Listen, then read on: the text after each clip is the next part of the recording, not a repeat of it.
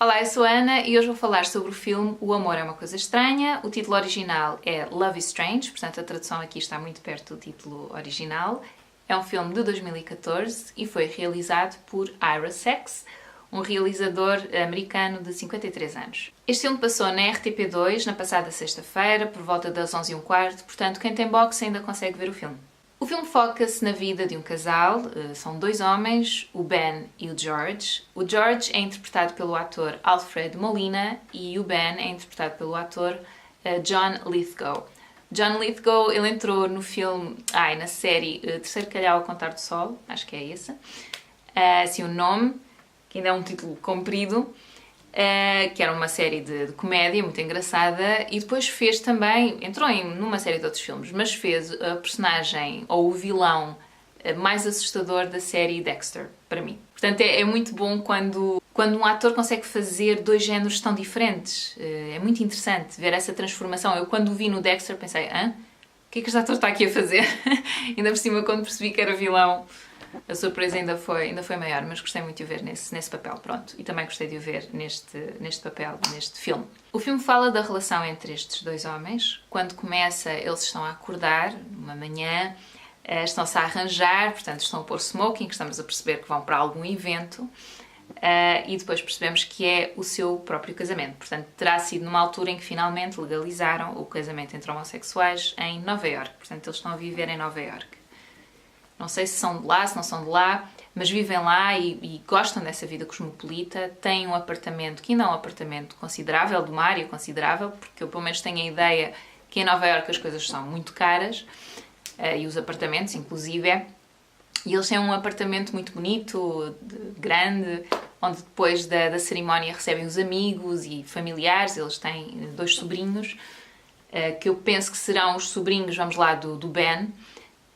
Porque o George, que é interpretado pelo Alfred Molina, é um inglês, portanto ele foi para... Isso não impede que tenha sobrinhos, que disparate. Mas eu fiquei com a ideia que os sobrinhos eram do Ben. O Ben é um pintor reformado, ele terá já os seus 70 anos, acho que até eles dizem no filme a idade dele, acho que são 71 anos. E o George é um professor de música num colégio católico, ele próprio é católico, é crente. E eles casam-se e logo no dia seguinte, não sei se é logo no dia seguinte, a cena seguinte, ou logo das cenas seguintes, é o George no colégio, depois de ter dado a aula ao coro do colégio, reúne-se com o diretor, penso que será o diretor da escola, do colégio, quantas vezes é que vou dizer colégio, e o diretor diz-lhe que, basicamente que ele está despedido. Pronto.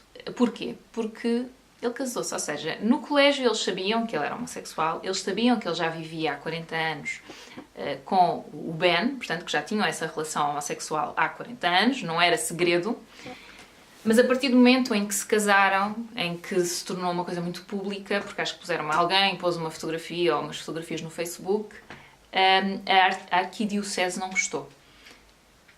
E então escolheu, despediu, pronto. É a posição da Igreja Católica, na altura, e penso que agora ainda é, se bem que este Papa é muito mais...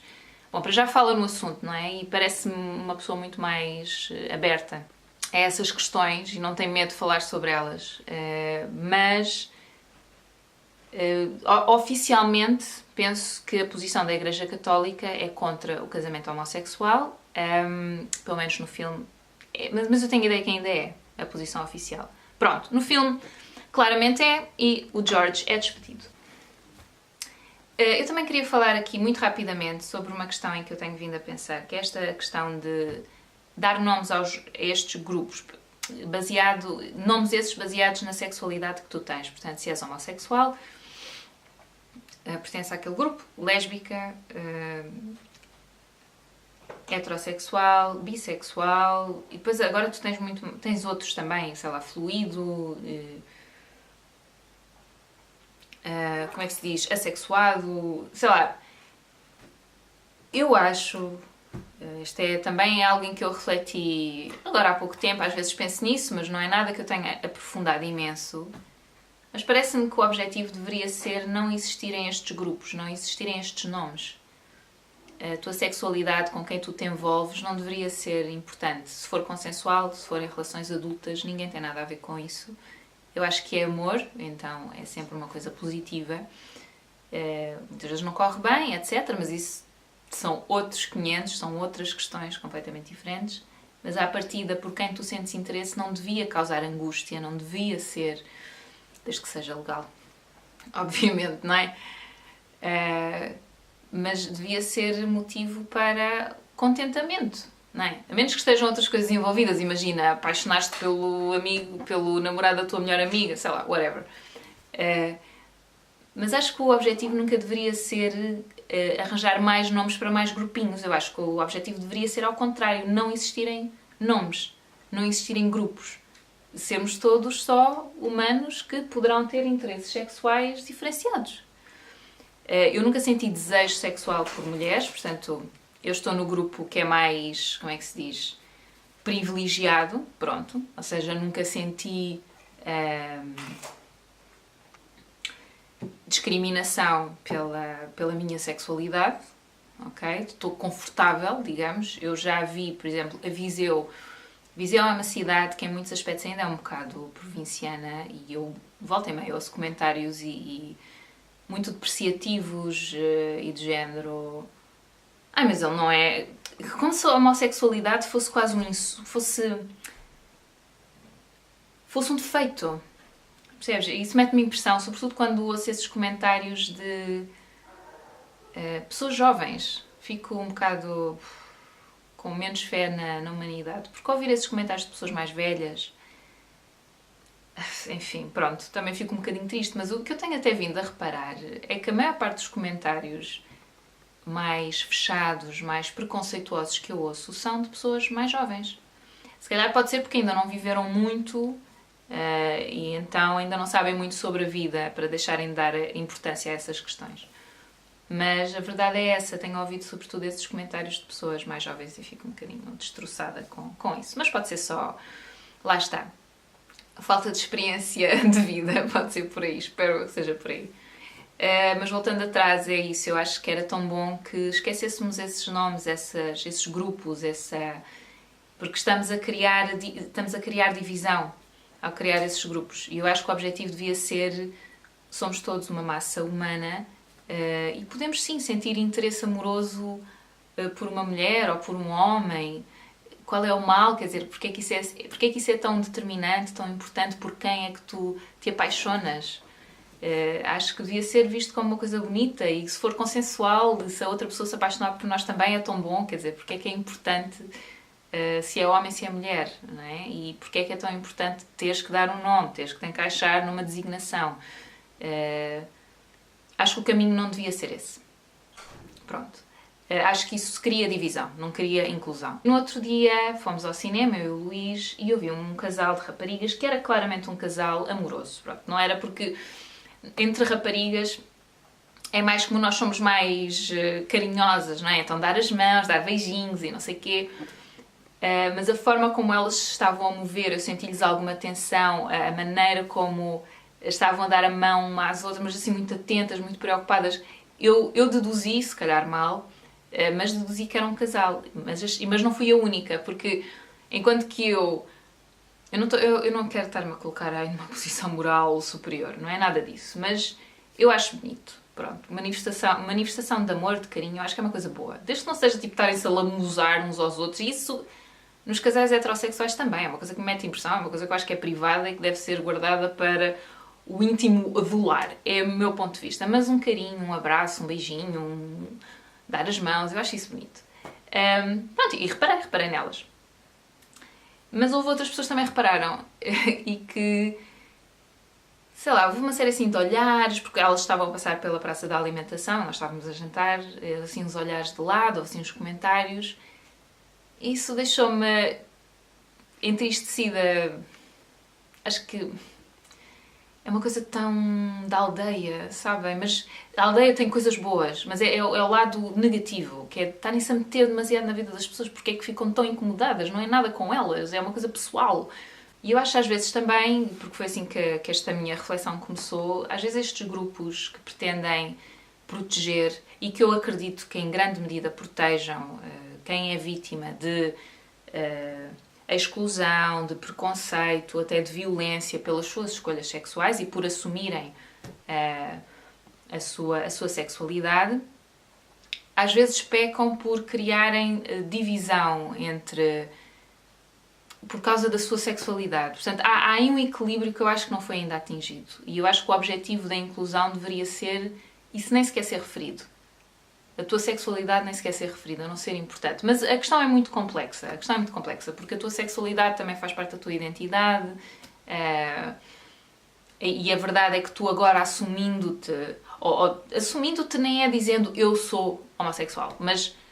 sei lá, dando um xoxo, se eu fosse lésbica, dando um xoxo na minha namorada, não sei o quê. Assumir isso publicamente pode criar problemas pessoais, pronto, com a tua família, com os teus amigos, profissionais, no teu trabalho. Portanto, mesmo hoje que se fala mais nisso e que as pessoas são mais abertas a falar sobre isso, a reação dos outros, mais no trabalho, lá está, mais institucional, no dia-a-dia, não é fácil, ainda há muito preconceito. E o filme acaba por falar disso também. Pronto, vou voltar ao filme.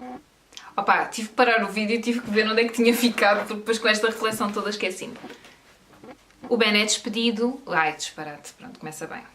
O George é despedido e vê-se com um problema em mãos, portanto, tanto ele quanto o Ben, porque eles estão naquela casa, deixam de ter dinheiro para pagar aquele apartamento, porque o George está... Pronto, depois começa à procura de emprego e dá algumas aulas privadas, mas deixa de ter aquele ordenado fixo, mensal, não é?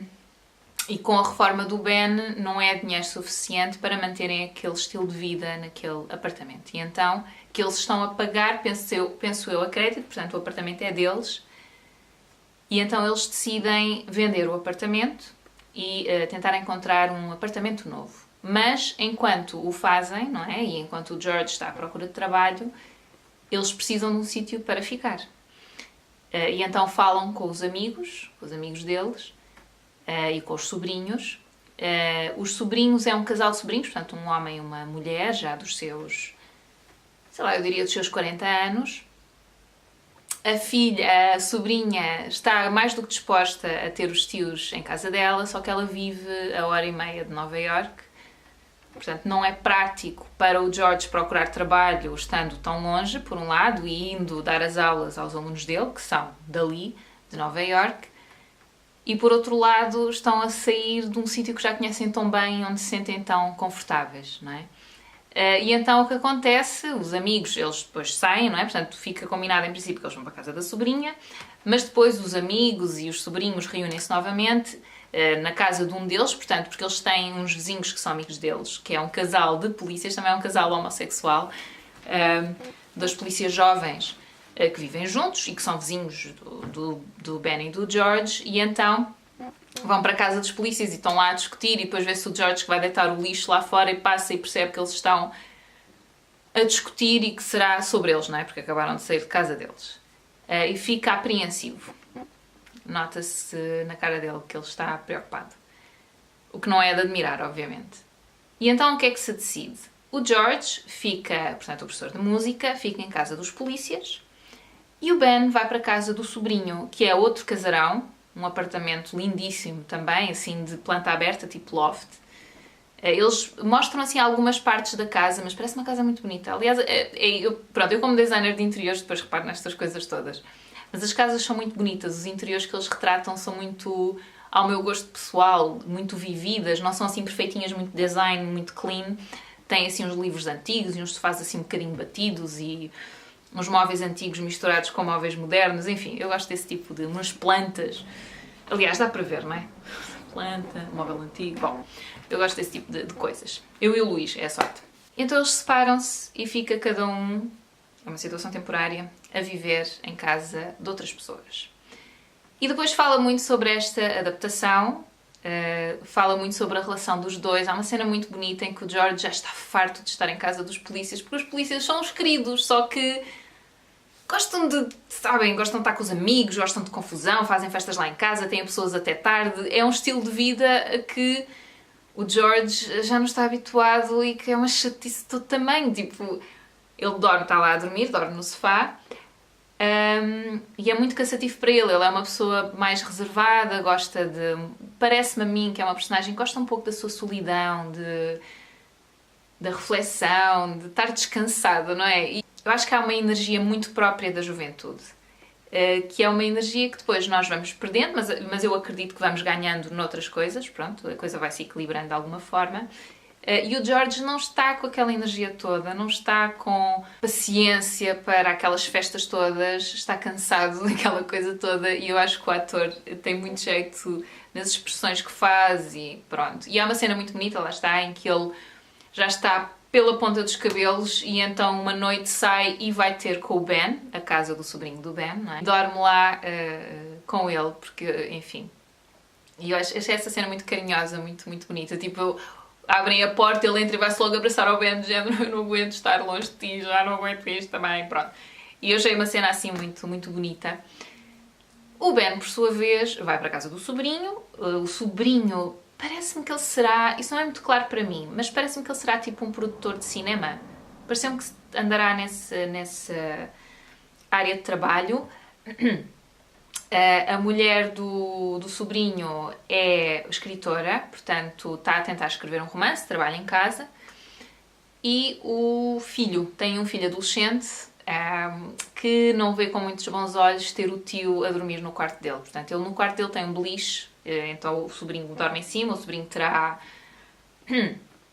15, 16 anos, acho que andará por aí, e o Ben dorme em baixo. Esta adaptação também não é nada fácil, porque lá está, o sobrinho não vê com muitos bons olhos ter lá o Ben. Eles gostam muito dele, aliás, quando o filme começa, não é? E há o casamento, e há a cerimónia, e há discursos, percebe-se que as pessoas têm muito carinho pelo Ben e pelo George, mas de ter muito carinho a ter a pessoa a viver contigo são duas coisas completamente diferentes. E há uma cena em que o Ben está a falar com o George ao telefone, acho que é ao telefone, indiferente, não interessa, e diz-lhe que quando o George lhe pergunta, então, e como é que isso está a correr em casa do teu sobrinho? E o Ben diz que... Como é que ele diz? Eu até apontei. Em que ele diz que o problema quando vivemos com uma pessoa é que muitas vezes ficamos a conhecê-la melhor do que aquilo que gostaríamos. Pronto. E é isso que está a acontecer com o Ben. Parece-me que eles sentem todos carinho pelo Ben, mas já têm uma rotina também muito bem definida. Estão numa altura de vida bastante tensa, porque o sobrinho não está muitas vezes em casa, não está muito disponível, está com muito trabalho. A mulher é que está a arcar com, sei lá, os problemas que acontecem em casa com o filho, entre o filho e o tio, porque é isso, o filho vê um bocado o tio como um intruso lá em casa. Não é que ele não goste do tio, mas a adolescência é uma altura lixada, vamos ser sinceros. Por outro lado, ela está a tentar escrever o romance e o Ben, como a maior parte dos dias está assim um bocado, sei lá, aborrecido, começa a falar com ela e distrai completamente. Há uma cena muito engraçada que é típico, que é ele está sempre a interrompê-la, ele quer conversar e ela está a tentar escrever o romance no seu computador e vai-se virando assim para trás na cadeira, de género, sim, Ben, então diz lá, Ben, com imensa paciência, diga-se de passagem. Eu não sei se daria tanta paciência. E o Ben, e a dada altura ela diz, olha, porquê que não pintas? Porquê que não voltas a pintar? E ele, pois, eu trouxe o meu material para aqui, mas sabes como é que é? Depois não estou no meu espaço e é muito difícil trabalhar com outras pessoas no teu espaço, sempre a interromper e não sei o quê. Ou seja, precisamente aquilo que ele lhe está a fazer a ela. Porque ela depois faz aquela cara de, a sério, e estás tu a dizer-me isso a mim? Ok, pronto.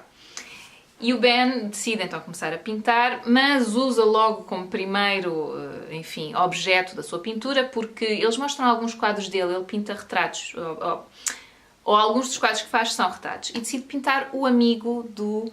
eu não me estou a lembrar do nome da personagem, mas pronto, decide pintar o amigo do...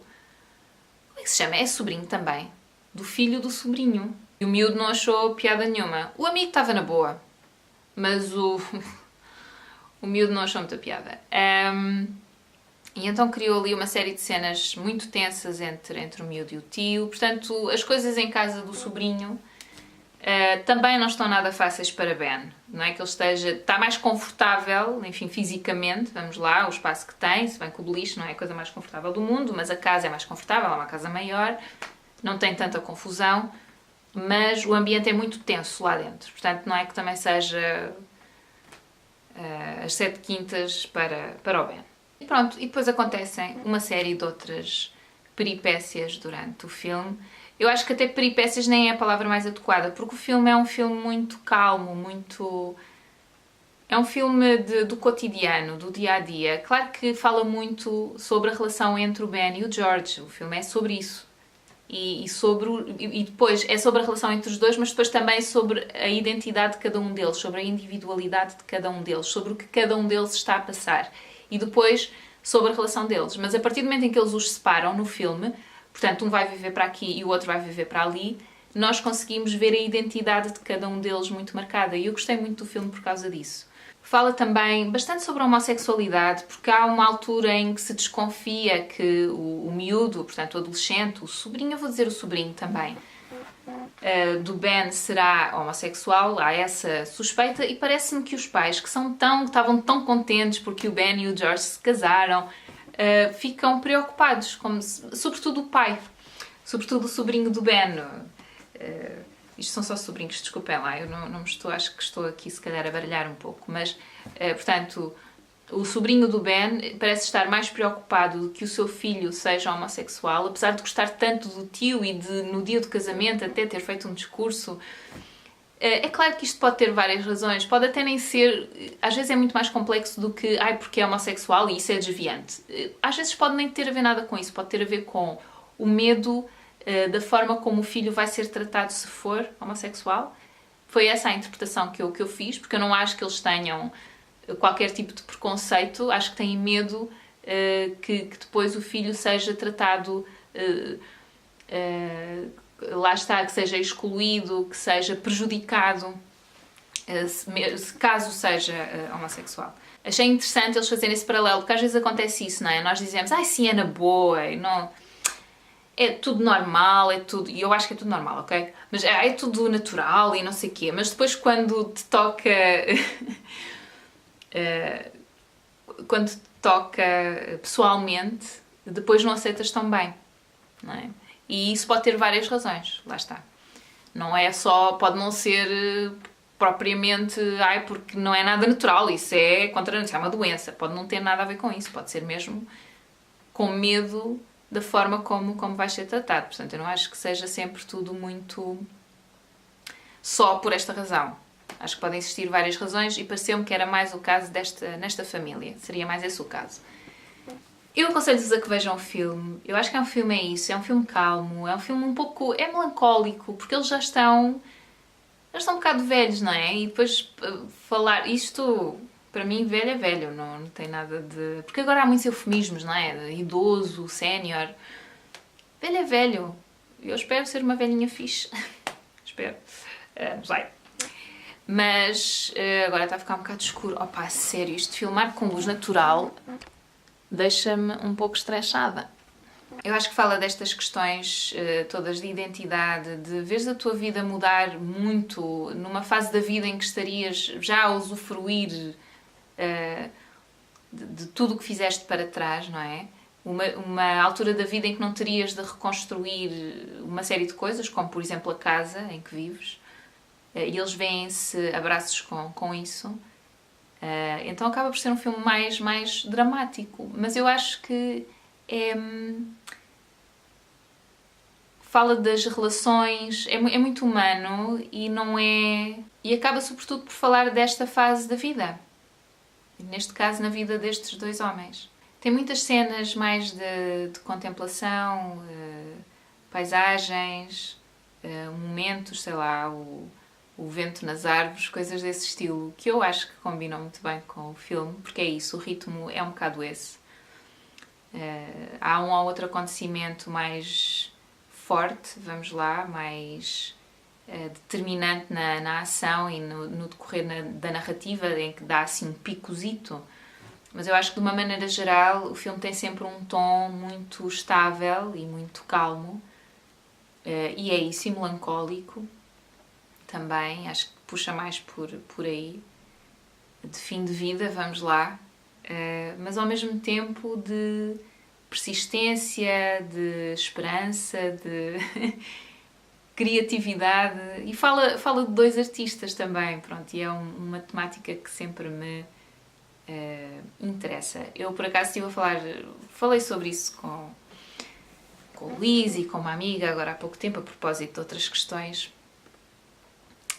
que eu acho que a arte em si, o artista, eu acho que, de uma maneira geral,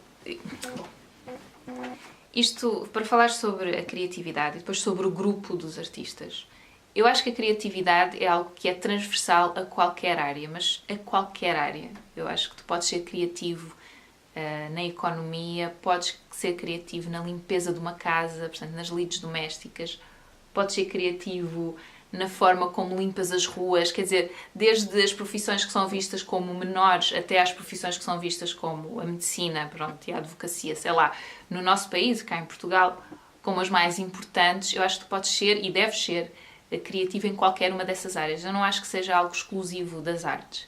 O que eu acho que acontece nas artes é que tu muitas vezes consegues concentrar aquilo que te está a passar pela cabeça, aquilo que te preocupa, um conjunto de emoções, consegues concentrar num objeto. Agora vou pegar nisto, que é o que está mais perto. Tipo, aqui tens uma escultura e aqui está expresso aquilo que tu queres dizer. Enquanto que, se calhar, noutras áreas isso é muito mais abstrato, é muito mais disperso. Mas eu não acho que... Eu acho que as artes são muito válidas e eu acho que são muito precisas, têm muito a ver com a identidade, têm muito a ver com as nossas emoções, com o enfrentar dessas emoções, o interpretar dessas emoções, lidar com essas emoções. Então eu acho, para mim, as artes são importantes, mas eu não acho que sejam, que nos tornem parte de um grupo superior, iluminado, acho que é isso que eu quero dizer. Então é claro que eu interesso-me muito quando vejo filmes sobre artistas e até documentários, pronto, sobre outros artistas, porque gosto de ver como outras pessoas se desenrascaram, porque eu considero-me uma artista, pronto, a verdade é essa. Trabalho muito, eu trabalho mais no ramo da ilustração, do objeto, não é? Mas estou sempre a tentar arranjar outras formas de manifestar a minha criatividade, mas é sempre algo que fica concentrado num objeto, num desenho, pode ser numa curta-metragem, numa fotografia, enfim. É a minha forma de expressar algumas coisas que eu tenho muita dificuldade em expressar de outra forma. É uma coisa em que eu ainda estou a trabalhar, porque eu acho que ainda me prendo muito, mas gosto, e então por causa disso, por sentir que ainda não encontrei uma forma de me libertar mais, de pôr mais de mim ainda nas obras, gosto muito quando vejo filmes sobre outros artistas e a forma como eles lidam com aquilo que fazem, não é? Porque outra característica é que quando tu concentras as tuas emoções e aquilo em que estás a pensar naquele objeto e depois expões esse objeto concreto vai estar sob escrutínio das outras pessoas, que vão apreciar, que vão dizer o que é que acham, que vão interpretar. Eu acho que isso é uma coisa positiva, mas é uma posição vulnerável para o artista também. E eles falam sobre isso em relação ao Ben. O George é uma pessoa que parece ter uma carreira mais cimentada, vamos lá, e ter uma relação mais natural com aquilo que ele faz, o facto de ser professor de música, de ensinar, ele gosta disso, parece-me que é uma pessoa realizada na sua vida profissional, e que continua em busca de outro colégio, outro sítio onde possa dar aulas. Tem um objetivo bem traçado. O Ben parece-me um bocadinho mais disperso, mais frustrado. Talvez não é... Eu não acho que seja a característica dele, a frustração. Não, eu acho que ele, de certa forma, até está em paz. Já aceitou que as coisas não lhe correram tão bem quanto ele gostaria. Não se tornou um pintor aclamado e reconhecido. Eles não focam muito nisso, mas eu não sei se ele terá tido, porque ele para estar reformado, para receber uma pensão, é porque fez algum trabalho. Eu não sei como é que ele recebe uma pensão, será ter sido pintor? Bom, não sei, mas é isso. Ele não terá tido a aclamação que esperava e está aos 70 e tal anos a pensar o que é que ele ainda pode fazer, será que ainda vale a pena tentar, será que ainda vale a pena continuar a pintar? E eu acho que isso é uma questão que preocupa qualquer artista, eu acho que é natural. Eu acho que esta é a minha opinião pessoal e eu tento pensar nisso quando às vezes percebo que as coisas estão a demorar a arrancar. eu também não sou uma pessoa super ambiciosa e depois gosto de experimentar coisas diferentes e então perco um pouco da minha identidade. É mais fácil se tu fizeres tipo, concentras-te e só pintas, ou concentras-te e só crias música, ou concentras-te e só crias curtas-metragens. Quando começas a fazer uma coisa de cada, é muito difícil, primeiro, tornar-te mesmo boa numa dessas coisas e segundo, que as pessoas te identifiquem como aquilo que depois te ajuda a avançar, porque pensam, não, para isto eu falo com a Ana. Estão a perceber? Não sei se me estou a fazer explicar, desculpem, este vídeo está cheio de reflexões, estou a masticar imenso, eu sei. Mas eu acho, honestamente, que é claro que quando tu queres alcançar alguma coisa, seja em que área for, mas pronto, eu aqui estou-me a focar na área artística, da expressão pessoal, eu acho que o principal é não parar, portanto, é continuar a fazer, a produzir, a mostrar aquilo que tu consegues fazer e aquilo que tu queres transmitir, sem te preocupares muito com o que os outros estão a fazer. Eu acho que tem que haver um afastamento, senão vais estar sempre a comparar e isso é mau. E eu falo nisto por experiência pessoal. Tu, para encontrares a tua identidade, muitas vezes tens que te desligar dos outros. Isso hoje em dia é um pouco difícil, por causa das redes sociais, mas há formas de o fazer. Eu já arranjei aqui um sistema, apaguei as apps do telemóvel, porque eu andava a consultar imenso no telemóvel, e também não apaguei as apps porque isto não é meu, mas tirei da minha página do tablet do Luís, que eu já destruí quase, a sério. O Luís tem muito bom feitio. E então fiquei com essas redes sociais no computador. É mais chato ir ao computador, portanto não irei lá tantas vezes e quero ver se me concentro em ir lá só quando quero publicar alguma coisa. Portanto, eu não quero sair porque eu acho que as redes sociais são um bom veículo para mostrar aquilo que vais fazendo e também para ver o trabalho dos outros. Mas quando estás numa altura em que te estás a comparar muito com os outros, é uma coisa negativa, eu acho. E às vezes tens que te afastar um pouco para criares a tua identidade e ires fazendo aquilo que tu achas que deves fazer e aquilo que sentes que deves fazer, porque a arte lida muito com a emoção, com o sentimento, com algo que é muito pessoal. Então, muito com a tua identidade própria, não é? E às vezes fala também da identidade dos outros, daquilo que tu observas à tua volta, daquilo que te preocupa. E então eu acho que às vezes tem que existir esse afastamento. Depois, em relação a ser mais ou menos conhecido, acho que há um fator... Acho que tem que se perseverar, não há outra forma. Tens que produzir, tens que ir fazendo, tens que ir acreditando. E ir também atrás, não é? Tentar expor, tentar pôr em alguns sítios, candidatar-te a apoios. Portanto, acho que tem que haver também um trabalho proativo, não é só esperar que te descubram. Obviamente, divulgar, etc. E aí eu acho que as redes sociais têm a sua importância. Tentar introduzir-te em algum grupo, expor, essas coisas, já me estou a repetir. Mas há um fator também que nós não controlamos, eu acho, que é o fator sorte. Portanto, eu não acho que muitos desses artistas são muito conhecidos porque são extraordinários só. Eu acho que há um grau... Há uns que... Bom, enfim... eu estou a dizer, tipo, atualmente, aqueles que estão a ser descobertos agora, na minha... Eu posso falar desses, os anteriores não, os antigos não posso, porque muitos deles até abriram as portas. E estes de agora, contemporâneos, também estão a abrir portas, estamos todos a abrir portas de formas de expressão diferentes. Mas eu acho que depois também há outras coisas que nós não controlamos, que são a sorte da pessoa certa ver o teu trabalho e gostar do teu trabalho, porque isso depois é tudo muito subjetivo. E na arte há essa subjetividade, de se encaixar naquilo que as pessoas procuram, numa moda, numa coisa que agora é apelativa por alguma razão. Portanto, se algum de vocês é artista, não se martirizem, tentem não se martirizar. Eu estou a falar para vocês e estou a falar para mim também. Continuem, não desistam. E eu acho que aquilo que eu gostei neste filme também foi que o Ben está a dizer vale a pena continuar. Ele com 70 anos, vale a pena, não vale a pena? E o George a dizer vale. Continua a fazer, eu acho que ainda pode ser descoberto. Ainda estão pessoas a serem descobertas agora. Não desistas, pronto. E eu acho que isso, por muito difícil que às vezes seja, e por muito que nós às vezes tendamos a cair numa fase de autodepreciação e algum dramatismo, e estão a perceber? Chantagem emocional, se calhar um bocadinho. Acho que devemos, mesmo nessas alturas em que nos sentimos assim, usar isso de alguma forma na arte que estamos a desenvolver. Pronto, já me calei. Espero que tenham a oportunidade de ver este filme. E se tiverem outras sugestões, deixem lá em baixo. Se já tiverem visto e tiverem outra opinião ou a mesma, também deixem lá em baixo. E até à próxima. Tchau, tchau!